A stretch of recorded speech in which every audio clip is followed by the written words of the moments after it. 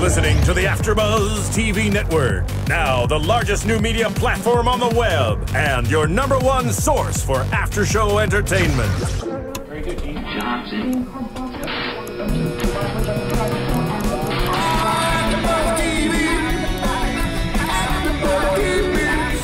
The AFTERBUZZ Studios in Los Angeles, California. Presented by Maria Menounos and streaming live thanks to Akamai Technologies. This is AFTERBUZZ TV's Beauty and the Beast After Show. We'll break down tonight's episode and get you all the latest news and gossip. And now, another post-game wrap-up show for your favorite TV show. It's AFTERBUZZ TV's Beauty and the Beast After Show. Hello, BCs. Welcome to AFTERBUZZ TV. I'm Alikona Bradford, and it looks like AFTERBUZZ was crazy enough to give me my very own show. Not really.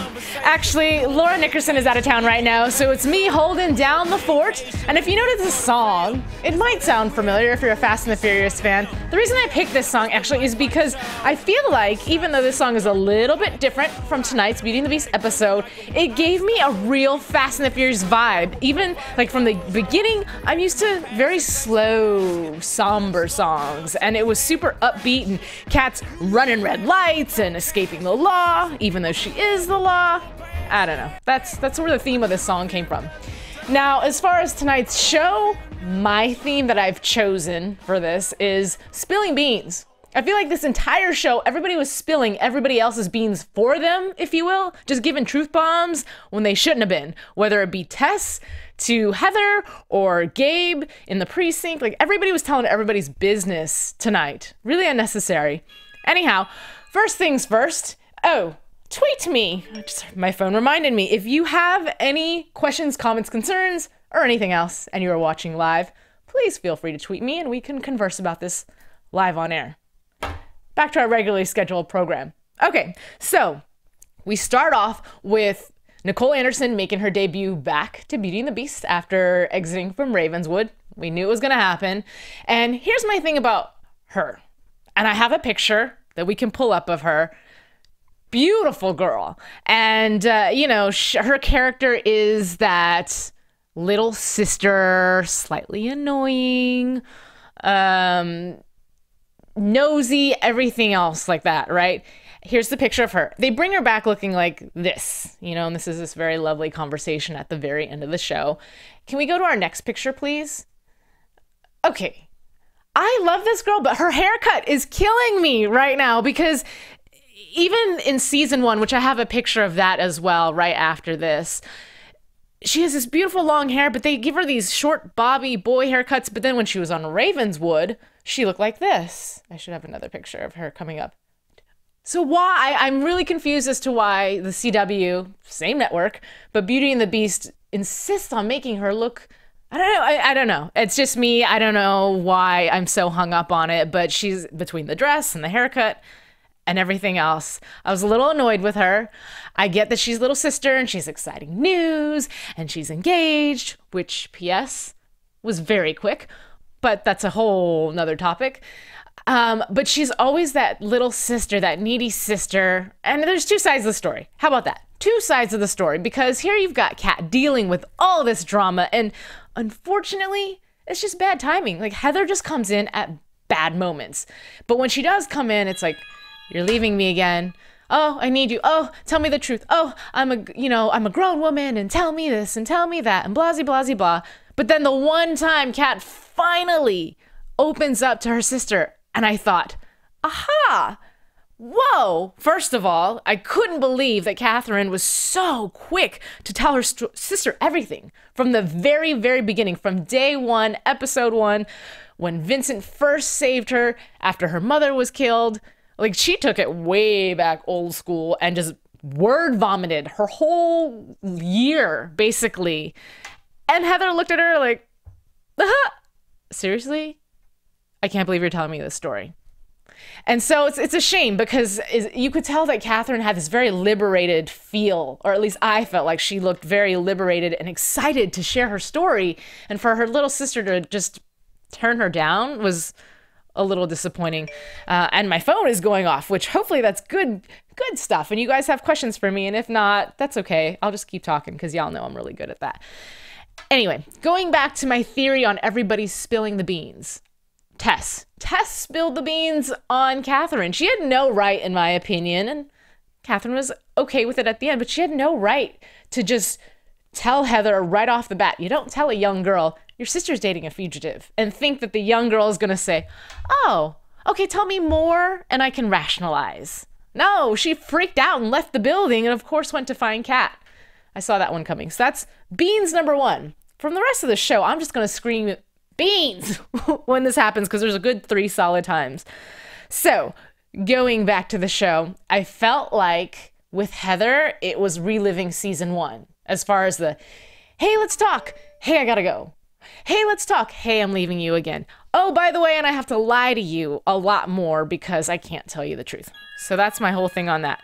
What else I wanted to talk about? Small note, we go and we see Catherine and we see Vincent meeting at the roof and having conversations.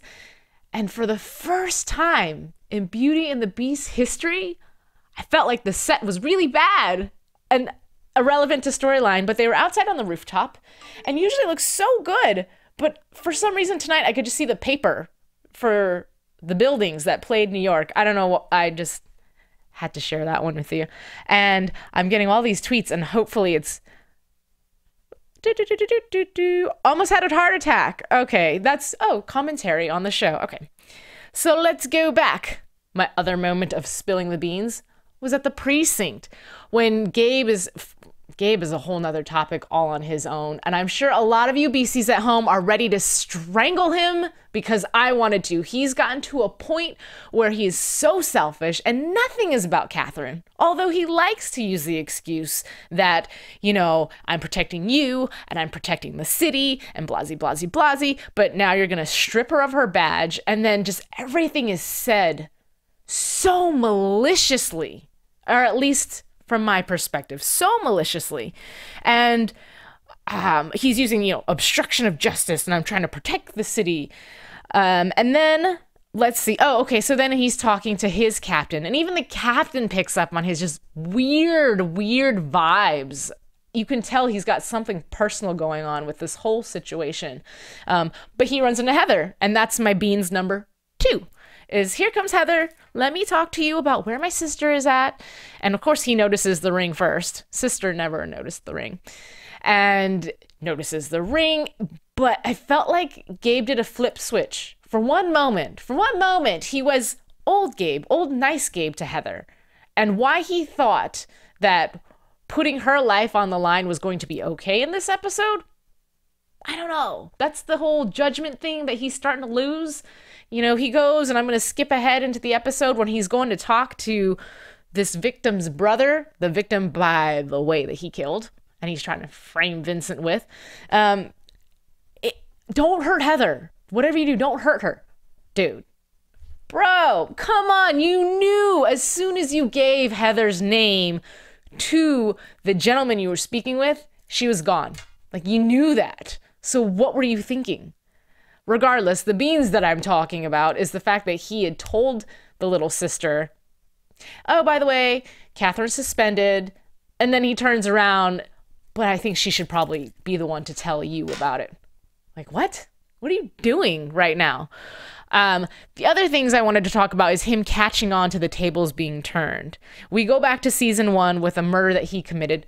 Very smart. I thought it was very smart of Catherine and Vincent to try to distract him a little bit. It's unfortunate that the captain in charge of everything spilled the beans to Gabe and let him know that Catherine was, investigating a cold case.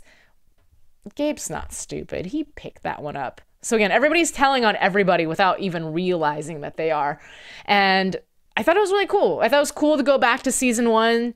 It made sense that they relived the moment of Gabe being a beast because we haven't seen him do that for a while, all the way leading up to the very end of the episode. And we'll talk about that later because I have pictures of that just to go along with what we're talking about. But either way, going back to everything, tables getting turned. We're talking about the old case, this poor guy that gotten murdered. again, involving Heather, you know, when she got herself in the little tussle and Vincent had saved her.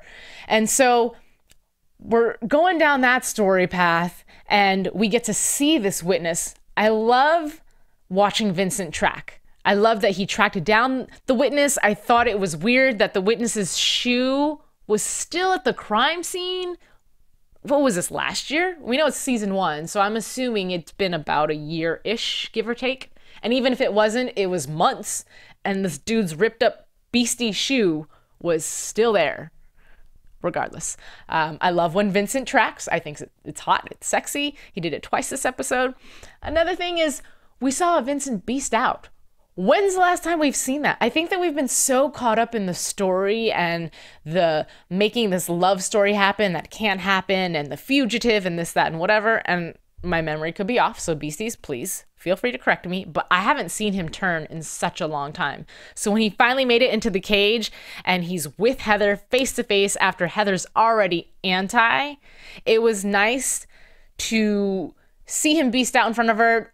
Only because it just validates the fact that Catherine is saying, look, this is the guy from when I was younger. Like, this really happened, and I'm in love with him, and he's this, and he's that, and he's amazing. And for Heather to just shut her down, and now it's in her face, looking right at her, I was shocked. I will say I was really shocked with the CW and the writers for, like, just releasing all these secrets, if you will, so quickly, especially with Heather. But at the same time, if you think about it, it makes sense because at this point when the writers were making the show, they didn't even know if the show was going to get renewed. So we talked about it last episode as far as them concluding everything. Like, we will have a tiny cliffhanger on the season finale of season 2. However, there's going to be a lot of closure because we didn't know there was going to be season 3, which, thanks to you guys, we have. So yeah, it's very interesting to see how just quickly she's in on the secret. She knows about Vincent, and now all of a sudden the sisters are bonding. The moment I really liked about that is the fact that Heather stepped back and she apologized. And not only did she apologize, but she empathized. She empathized with her sister for having to hold this secret for so long. I couldn't even imagine. And then on top of that, people thinking she was crazy. So yeah, it was really nice. I did miss JT. JT was not even an inkling in this episode, far off somewhere yonder. But while Vincent was at JT's house, did any of you guys notice that he had a can of gummy worms? And I've seen that, I'm going to say at least 2 other episodes. I don't know what they're trying to allude to, but I just, a little random detail that I happen to pick up on. I'm going to refer to my notes a little bit, so I hope you guys don't mind, seeing as how it is just me, myself, and I this episode. I don't have anybody to debate with. All right, so let's talk about, we talked about Gabe. I don't know who else is super upset about him, but I'm getting some tweets right now. So let me check in with you guys and see what y'all are talking about. Let's see. Oh, let's talk about Gabe. Let's talk about, thank you, Carrie Bear 09, who may be sleeping right now, but for mentioning the fact that when Gabe was about to, well, first of all, he's part of this whole case. We know that he's finally starting to remember. Apparently he forgot. Maybe he blacked out when he was beasting last season, but remembering the fact that he did actually kill this gentleman and replaying it in his mind. I'm going to go ahead and say pull up a picture for me, the next picture, because I think if it is in the order that I believe it is. Oh, no, that's okay. We can talk about this. Who doesn't want to talk a little bit about some Cat action? This was more towards the end of the episode. And I like this. I thought for a moment they were going to have their moment. But of course, a helicopter comes out of nowhere and ruins everything, because this wouldn't be Beauty and the Beast if their love was not torn apart constantly. Hopefully we'll get to see more of something. No more hiding. Okay, so let's go to our next picture. Aha, here we go. Here's the lineup. Did not see this one coming. I did not see Gabe getting caught so quickly. But again, wrapping up the season, making sure all the loose ends are tied up. I'm glad that the witness identified him right off the bat. And then what really got me, though, is as soon as he did that, and I didn't think it was going to happen this episode, but I knew this guy's a goner. Like, Gabe has lost it. He is on one at this point in time, just no kind of clear thinking at all whatsoever. And he's going after everybody that could stand in his way, including this victim. What I did not see coming was the way he killed this guy. Like, you know, as soon as the guy was in hiding, I already knew that wasn't going to do anything for him. But cleverly written, cleverly done, a little creepy. But when he strangled the victim, right, and he's re-flashing the whole beast moment, I wasn't sure if he was going to physically change again or if he was just going to stay in his mind, which obviously he did. Which is just showing that, quote unquote, once a beast, always a beast. Let's go to our next picture. This is our last picture as far as for the episode goes, right? This, I'm trying to remember, this is actually an old one because this looks like Tom Everett Scott. But what it does show is the fact that Gabe, he won't stop at nothing, you know, to get what he wants. And at this point, I don't even know what he wants. I know that he wants Catherine, but I don't even think he wants her anymore. He is so obsessed with Vincent and getting Vincent for whatever reason that nothing else matters. Heather doesn't matter. Her safety doesn't matter, which I talked about before. Her being in the cage and being locked up and rescued, thank goodness. There was something else that I had wanted to bring up. If you'll pardon me, I'm just going to look one more time at my... fallen iPad at my notes. Just elaborate on the victim. I felt really bad for him too, because you could tell he was so traumatized by everything that had gone on, and Catherine promised. And that's the one thing about being a witness to something. Obviously, people are so worried about being safe, and she promised him that he would be okay. So why then was it that easy for Gabe to find him? There was no struggle, no, I mean, if there was, they didn't show it. But also, too, Gabe got out on his bail that day. Where'd you get the money from? And how much was your bail? Because generally, I would think if you were potentially a murderer, it wouldn't be that easy. It's not like a speeding ticket or a DUI. Like, that's a pretty big bail, and you got out. Let's see where else I wanted to go with this. I don't know. I'm really stuck on the flashback that he did because that was huge. And I don't know. I feel like some of the genes somewhere in there are going to start to mutate. Maybe he thought he was cured and he's not. And we'll see him gone by the end of the season. I know I'm getting into prediction territory, so I'm going to back it on up just a little bit. But I did mention the word strength. So with strength comes fitness. With fitness comes Maria Menounos. So I have to bring it up because my fearless leader over here at AFTERBUZZ TV has a brand new book that just came out. So you guys check it out. What I love about this book is it's for everybody. We have, I believe, a little promo, or do we not have the promo anymore, Phil? And there is silence. I'm going to take that as a no. So I'll just tell you guys a little bit about the book. So what it's about is Maria Menounos, at one point in her time, as beautiful and as fit as she is, was not in the greatest of shape. She wanted to get a little bit more toned and sexy like we all want to do. And so she did it herself, and she's sharing all of her secrets with you guys in her book. So if you get a chance, support her. It supports the AFTERBUZZ community, which allows us to give you these wonderful after shows. I am getting tweets. So let's talk, let's chat, tweet me, let's talk about something, because otherwise I'm just going to yammer your ears off. All right, so the question is, what did you think of Vincat's rooftop scene? Hotter than the shower scene? Yes and no, and this is why. The rooftop scene was nice because it was sweet and it was intimate and emotional. The shower scene was very passionate, but I talked about it last episode. It was really awkward for them to be in the shower with their clothes on. And it wasn't like they were in the shower with their clothes on, taking their clothes off. They were under the water, fully dressed in long, I think she had long sleeves on, and making it, I don't know. It was awkward to me. It could have went somewhere, but it didn't. So in regards to the rooftop scene, I liked it. I thought it was more loving than sexy, and I would have liked to seen where it went. We haven't really seen much of, except for when Cat slept with him earlier and regretted it, we haven't gotten back to the old Vincent and Cat, seeing a whole lot of the bow, chicka, wow, wow, if you will. So hopefully we'll see that more. I mean, we have, what, 2 more episodes left? They're winding everything down, so I feel like we're going to see a little bit more of that. Rumor has it there's going to be some more JT-centric episodes, so I'm really excited about that. You guys know that I love Tess and I love JT. I'm really sad I didn't get to see a lot of that tonight. With Tess, I like that she's still got Cat's back. There's still a few moments where I question what she's doing exactly, and I know it's for her job, this, that, and whatever, but it's still a little weird. But she did come through at the end, and thankfully Catherine was not upset with her for sharing her secret.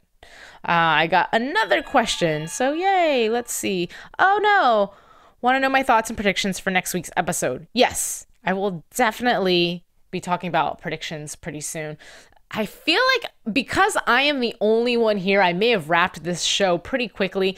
I will go back to, I talked about Heather's temper tantrums. I feel like she's very immature, if you will. And she did some growth between season 1, season 2, at the very, very end when she was having the conversation. And like I said, really empathizing with her sister. I feel like for once, I actually saw an adult and I saw sisters, and I'm thinking that maybe we'll actually see the wedding, which will be weird because here's Heather, who's A, younger than Catherine, B, been dating a guy for clearly less time than her sister and already getting married.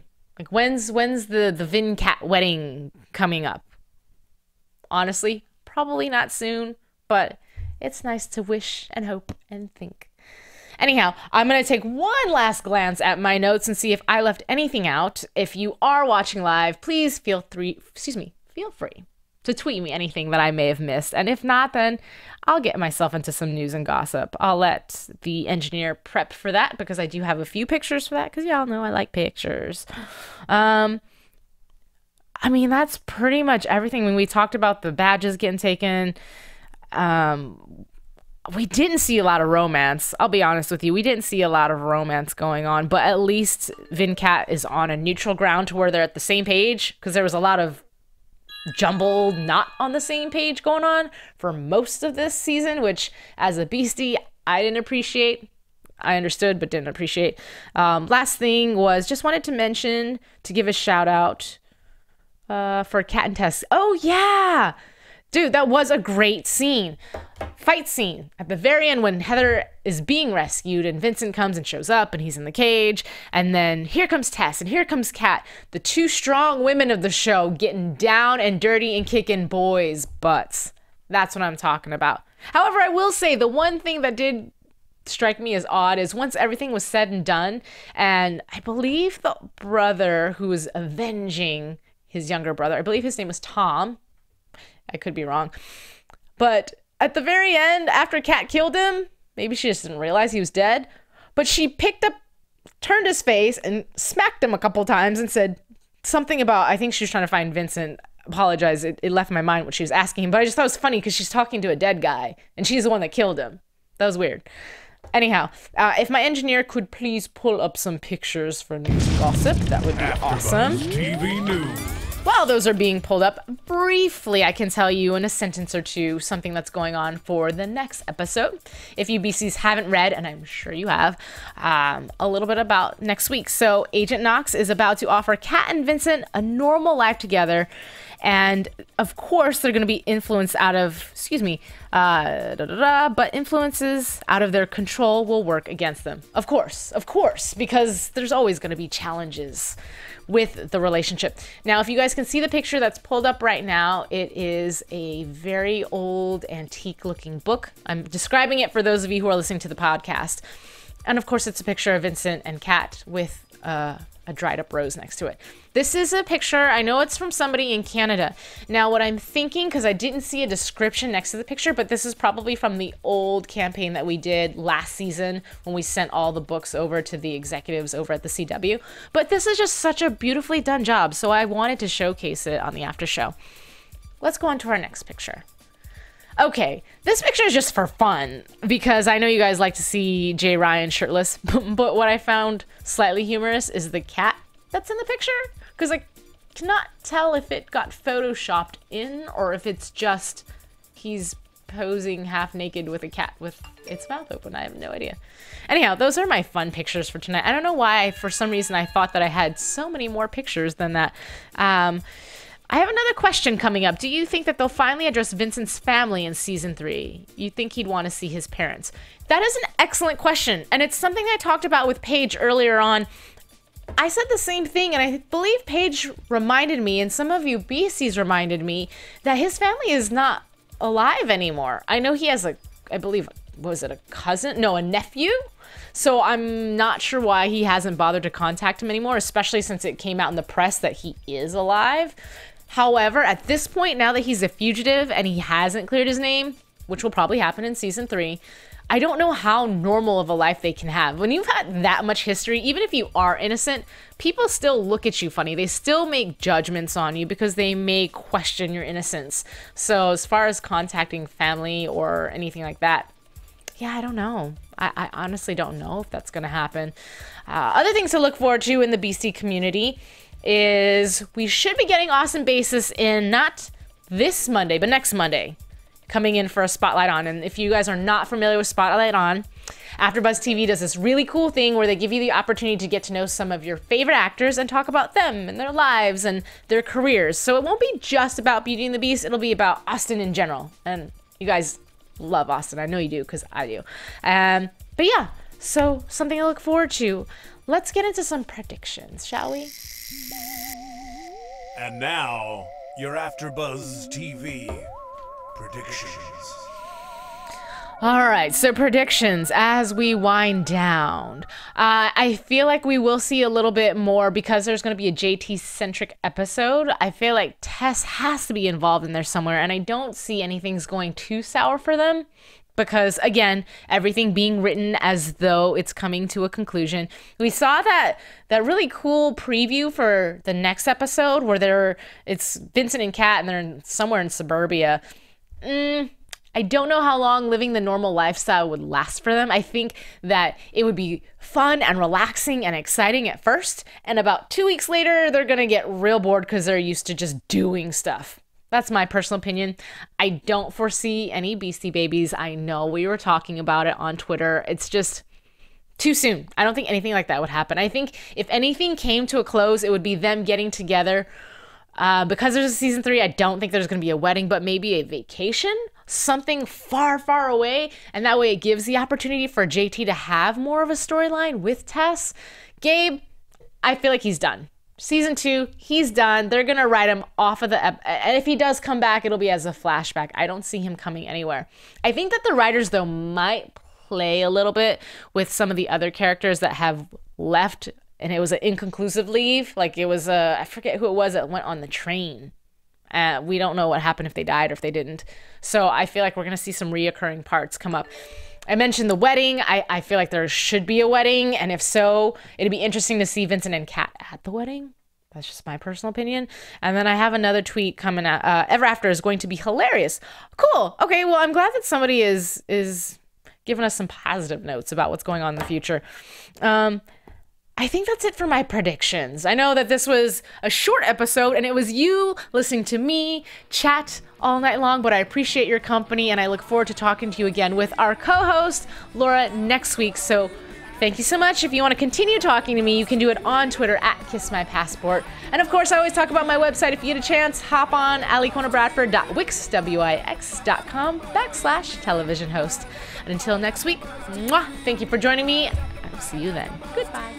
From executive producers Maria Menounos, Kevin Undergaro, Phil Svitek, and the entire AfterBuzz TV staff, we would like to thank you for listening to the AfterBuzz TV network. To watch or listen to other after shows and post comments or questions, be sure to visit AfterBuzzTV.com. I'm Sir Richard Wentworth, and this has been a presentation of AfterBuzz TV. Buzz you later.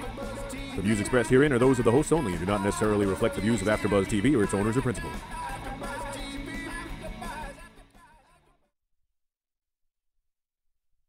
Thank you for watching AfterBuzz TV on YouTube. For more of your favorite after shows and interviews, subscribe to our channel here, and be sure to share your opinion on the episode in the comment section below here.